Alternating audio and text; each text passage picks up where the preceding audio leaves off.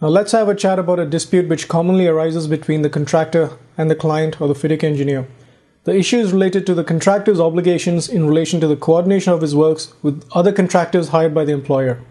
As you're probably aware, the Fidic Red Book is a standard form of construction contract which is recommended for building or engineering works designed by the employer. The contractor's argument generally revolves around the fact that, according to the Fidic Red Book, he is just a builder and that his obligations in relation to coordination should be limited to his works and his subcontractors' works only.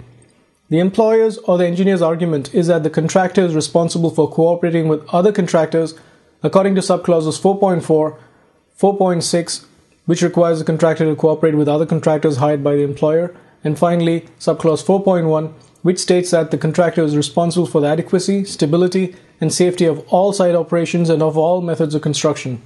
So who's right? In this case, the contractor is right. Now let's back up that conclusion contractually.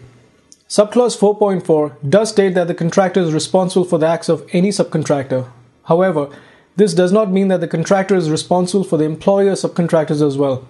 This is not the intent of the subclause. Furthermore, under subclause 4.6, the employer's subcontractors are termed as other contractors employed by the employer, not subcontractors.